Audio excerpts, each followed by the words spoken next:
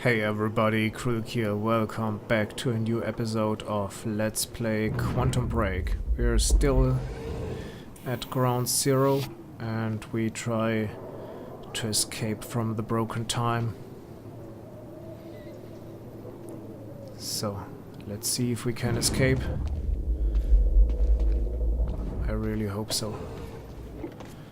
There was a chronon source behind there and now it should be possible to get it. Yeah, here we are.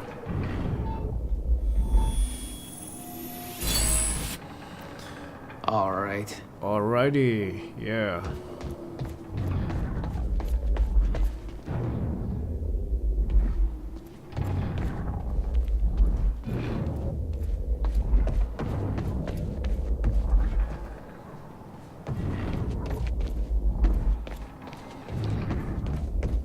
Okay, nothing else here.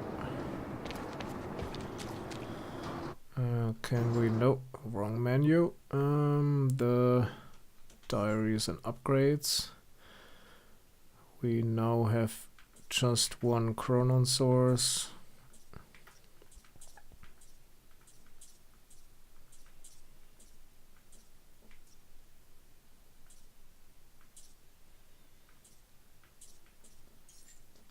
We need at least 3 more to do anything special.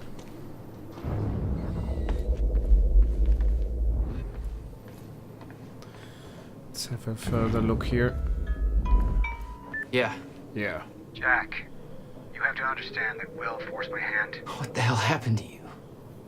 There's no use fighting. You killed him! I'll explain when the time is right. You'll meet me tonight at the Monarch Gala. Gala? Time's ending and you're having a fucking party. Because when time ends, my plan... We do this now. I'm not meeting yes, you at... you are. I've already seen it happen. Seen what? What's this all for? Goodbye, Jack. No! No! Here's another laptop for Looky Looky.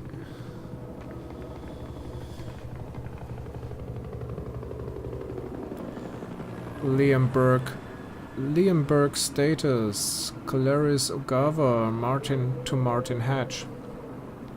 Sir, given the very recent events at the dry docks, I see exactly what you mean. Clearly, you were right about Burke's loyalties being more fickle than they appeared. Of course, we have plenty of unanswered questions about how it came to this. To begin with, I don't see why Burke would be involved with Joyce. There is no way he did it out of some kind of altruistic urge. There has to be more to it. We know Burke didn't divert Joyce's transport, since whereabouts at the time are accounted for. So, there has to be somebody else involved too. I'm looking into it. To Clarice Ogawa, Mr. Hatch writes. Clarice. I understand why you consider Mr. Burke an asset to our future plans. Unfortunately, while he is an exceptional individual, he is less suitable for the kind of duties you have in mind than may be immediately obvious. I'll explain. Yes, he's been trained as a striker, but Mr. Burke was disqualified, and for good reason. The man we have chosen to be strikers have strict physical requirements, a certain moral flexibility, very important, and the kind of killer instinct you have to be born with, cultivated to a fine degree. A ferocious knack for survival. Mr. Burke certainly has those qualities. He wasn't disqualified from the striker program because he lacked them, or because he couldn't wrap his head around the technical aspects of operating the technology. In fact, his performance was exceptional, so I fully agree with you that he's an impressive operative. But strikers, by their very nature, have to be made aware of Project Lifeboat and its purpose, at least on the general level, and that means they have to be able to accept its implications. Unfortunately, Mr. Burke has a deep attachment to his wife, and the fact is that even if we brought Mr. Burke in, that wouldn't guarantee a spot for her in the program. To be blunt, we don't need any more nurses, and we are already at capacity overall. We need Mr. Burke, but we don't need his wife. Mr. Burke would never accept that, particularly now that Mrs. Burke is pregnant. Therefore, it's vital that he doesn't understand the nature and scope of the threat we face.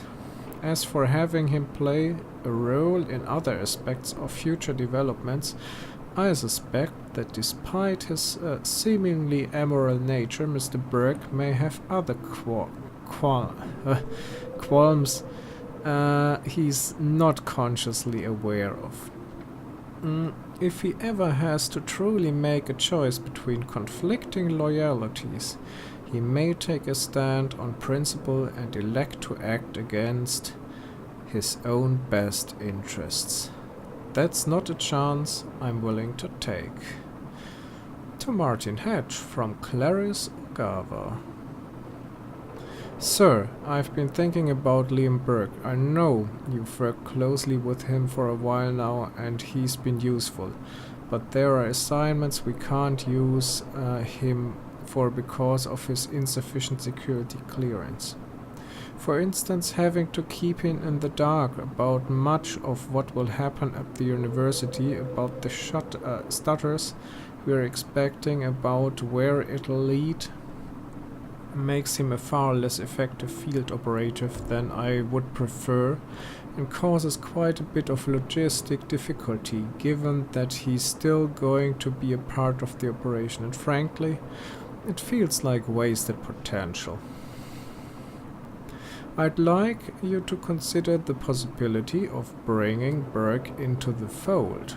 He's completed most of the striker training, and even though he didn't finish the program, he made an impression on me as a tremendously capable asset. His service record is exemplary, and he has a well-earned reputation as somebody who gets things done, no questions asked. By the same token, I would love to include Burke in our long-term plans. We could use a man like him in our corner, and I could deploy him far more effectively. Let me know what you think. I just want to have a look at the very first email.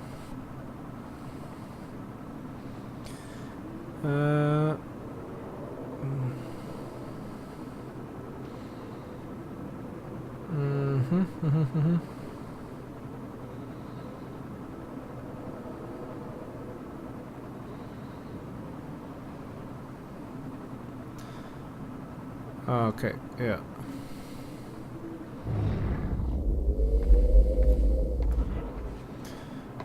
Hello, anybody inside? No. And no enemies around. We have another Chronon source.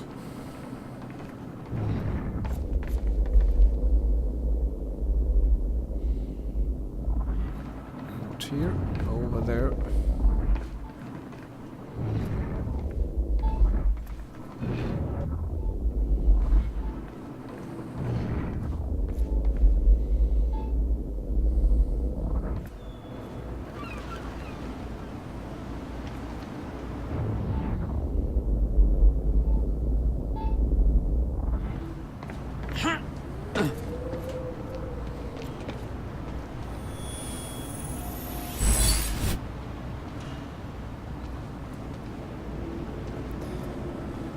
Okay.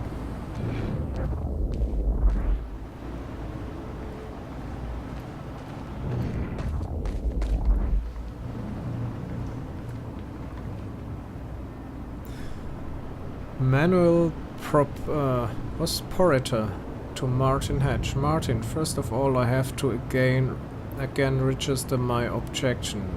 What you have what you... what you are having me do under the guise of a psychological evaluation, I guess, is a blatant violation of Liam Burke's doctor-patient confidentially. And the only reason I'm doing this is because you have me no other choice. Now I recognize that in the world to come our current rules and legislation, even our standards of morality may no longer be applicable. But we are there yet. You and Mr. Serene are placing the long-term mental well-being of hundreds of individuals in my hands, and I'm telling you right now, if they don't trust not only me but the system that put all of us in our particular positions, there's no way we can recover from it. On to Burke. It is my considered professional opinion that the man is a bit of a powder keg. For all his calm exterior, he's under tremendous pressure. I understand your reasoning for pulling him out of the striker program. But what you have essentially done is still in him, a sense of encroaching doom. He doesn't know the specifics. Obviously, he didn't make it far enough in the program to be briefed on that. But he knows that we are preparing for a future threat that is somehow related to the flaw in time being interrupted, and that there are dangers out there, dangers that we have specifically been training the striker units for. There are men who are content to merely follow orders and let others worry about the consequences. Burke is not one of them. He is willing to commit acts of violence without asking why, but doesn't mistake that lack of qualms for blind obedience. Burke needs agency, and he has a fundamental need to feel in control of his life, and you have put him in a position where that's no longer possible for him. He's good at seeing patterns and drawing accurate conclusions from the facts available to him, and he has deduced quite correctly that he was being trained for a specific scenario that Monarch believes will happen. He is also painfully aware of the fact that if and when that scenario arrives, he will not be part of the solution.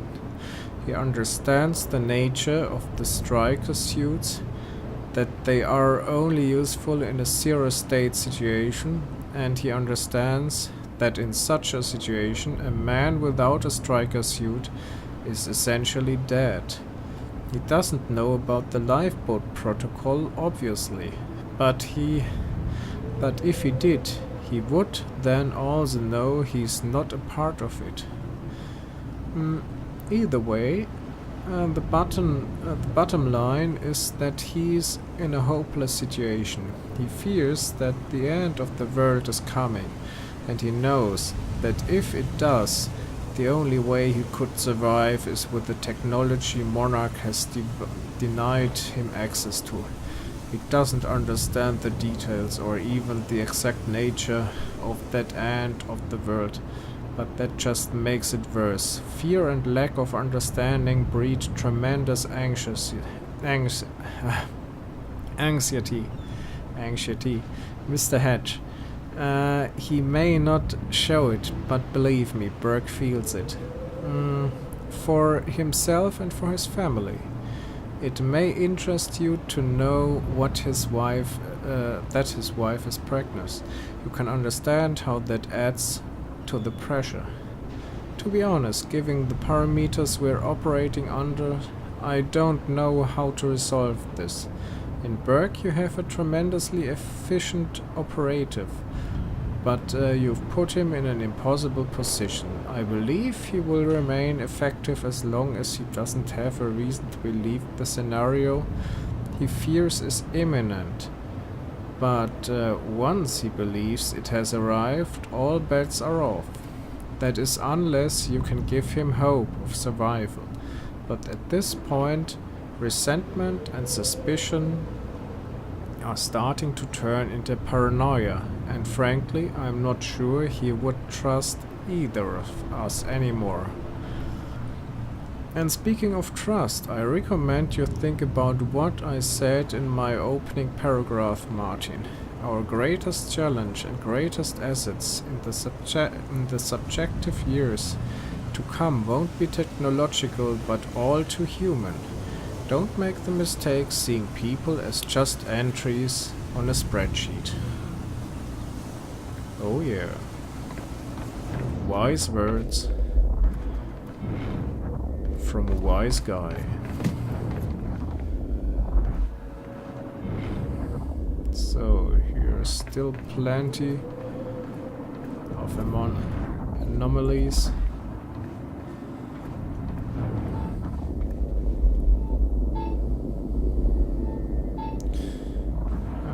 Let's first read this here. Okay, this is a little bit less text. Charlie Winkett, Amy Ferrero, Group Zero Operation All. What up, fools? So I looked up Amy Ferrero. She checks out pretty much how you would expect. Good grades, no student loans, because daddy's got money. Popular, the classic, I'm better than you always, I care so much. Because I care so much. I'm better than you because I care so much. Okay, package. Not studying anything even remotely useful in a world where you gotta work for a living. She's into the whole activist life cycle, always protesting this or that, and generally just hugging every tree and saving every whale she sees. John. On average, she signs 2 petitions a week and generally spends half her life sticking her nose in other people's shit. Credit where it's due. She's pretty good at it. Also, she's got lots of friends who are all into this stuff, and she seems to be real good at getting them coordinated. Kinda make her perfect for our purpose. Cause if you can talk her into saying what we want, there's a lot of folks who are gonna listen. No boyfriend or girlfriend, I dunno which way she swings. Why doesn't she put that on the internet? Doesn't she know that's what it's for? But there's that family of hers. Looks like she's got real close ties. So if we need leverage, that's where you'll find it. You may want to make sure she stays on our side though. Like I said, she's pretty popular with the rest of those people. And if they get the idea she's been screwed over, they just might get pretty mad. You know how these neo-hippie bleeding heart hipster types are. Always up in arms about something. Holy shit, I'm glad I'm not in school anymore, Charlie. Oh yeah.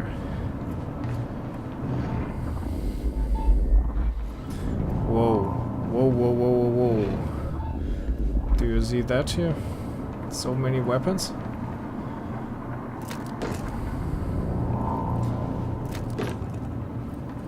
This does not look good.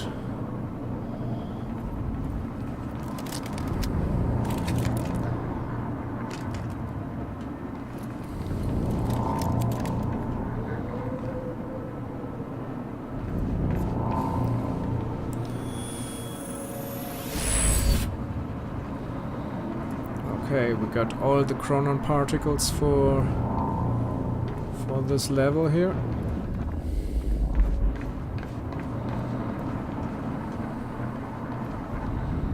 I want to get back the assault rifle.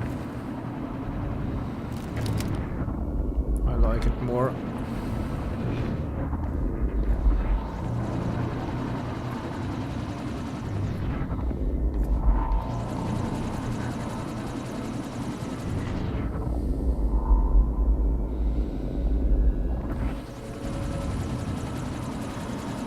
Okay, and there might be some action out there.